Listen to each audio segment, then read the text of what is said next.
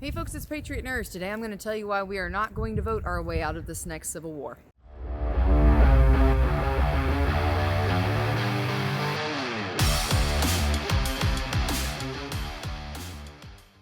So if you're like me, whenever you see the news, or basically anytime you wake up and check the headlines against your better judgment, it's a pretty much constant reminder that every morning we wake up, we're less and less free.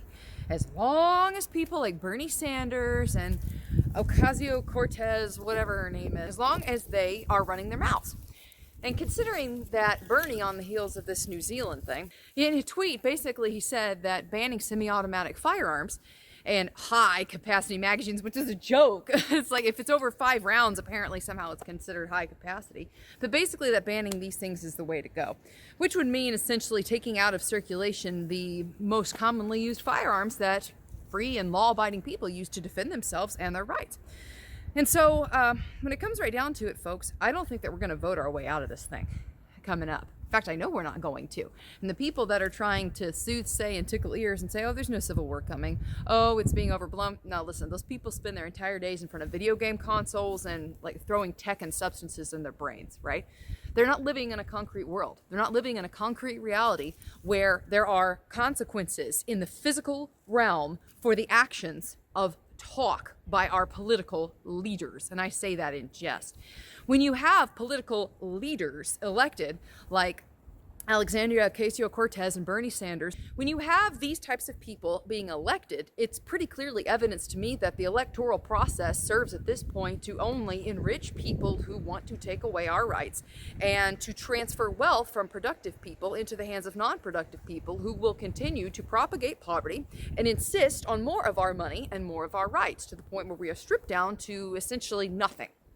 So I don't think that we're going to vote our way out of this thing. And when it comes right down to it, with the laws that they're advocating, with these red flag gun bills that would essentially strip you of due process, that would, for instance, in the Senate Bill 7, I think it is, in the United States Senate, that would allow secret tribunals, if you will, a secret judge in a kangaroo court where an individual accused of being a threat or mentally unstable has no access to legal representation. They have no right to confront their accuser. Basically, there's no due process. And when this is the status of things, when this is what is being proposed by elected officials, there's no way you're going to vote your way out of it. And what's really startling a lot of people is seeing the trend in voting demographics and how they've changed and really what the voting base wants. There is a reason why our founders insisted upon a constitutional republic as a form of government, because they recognized that eventually all governments consolidate power, and they typically tend to consolidate it in the cities. And the voting base in the cities tends to be one of dependence, where a mindset of dependence, where a mindset of trading rights for security or rights for the illusion of equal prosperity is the norm and is the status of things. So when you have a level of the populace, and even from a numerical standpoint, a majority of that populace that is voting away not only the purse of their fellow citizens, but also the rights, and especially the right to self-defense away from their citizens, there's no voting anymore. So when it comes right down to it, Bernie can stand there and purport to ban all these firearms that he wants to ban. And of course, Alexandria, AOC, whatever her name is, she can go along with that too.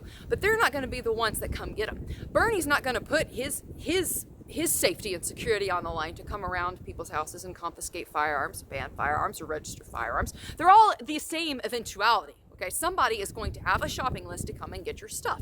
But the politicians are not going to be the ones to do it. And you're certainly not going to get justice in the courts nowadays because they have installed their own federal cronies in the places where you would seek the redress of your grievances naturally. So there's not going to be any move from these politicians or from the judges coming and doing it. No, they're going to use their cronies, they're going to use their minions to come and try and take this stuff. Whether it's their empowered masses, the rabble masses that they used to do it, or with the badge of government, that's what they would eventually move towards. And I'm not going to give my stuff up. And if you're like me, you're not going to do it either. So eventually there's going to come a point where they keep voting, and eventually that vote is going to turn into action. But I don't see that we're going to vote our way out of this. And I'm not going to give up my stuff. So what are you going to do? You going to come and get me? Okay, whatever. And there's a lot of people who are like this. You're sitting there and you're looking at what they're saying, knowing that the eventuality of this is coming. Vote or no vote. They're going to eventually put their words into force. And when they do, force is the only thing that will repel them and not votes. If you are of this mindset and you know that it's coming, then I recommend that you get this book right here, Resistance to Tyranny by Joseph P. Martino. There's a lot of things I would like to say to you, but YouTube, of course, is a censored platform. And when it comes right down to it, I think that we all need to be considering the winds and where they blow at this point. And I don't have any hope that this is going to be reconciled, definitely on the federal level. The best thing that we can hope for from a peaceful redress of grievances at this point is for the states to reassert themselves. And thank God Missouri just passed a piece of legislation that essentially nullifies federal gun bills. And that's a good thing. That's a great place to start for sure. But we're behind the power curve on this one, and they know it. They know it. So the resolve is up to us at this point. And I recommend getting that book. Get that book for sure. It has everything in it that I would like to say, but that I can't. So no, I don't think that we're going to vote our way out of this. I think it's going to come. And I think that there's going to be a heavy amount of resolve, fortitude, and grit needed in the days to come.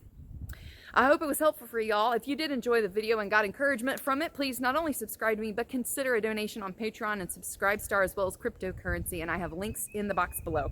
I hope it was helpful for y'all. Please continue to share the videos, give me a like, and let me know in the comments section how you feel. For now, it's Patriot Nurse signing off. I'll see y'all later.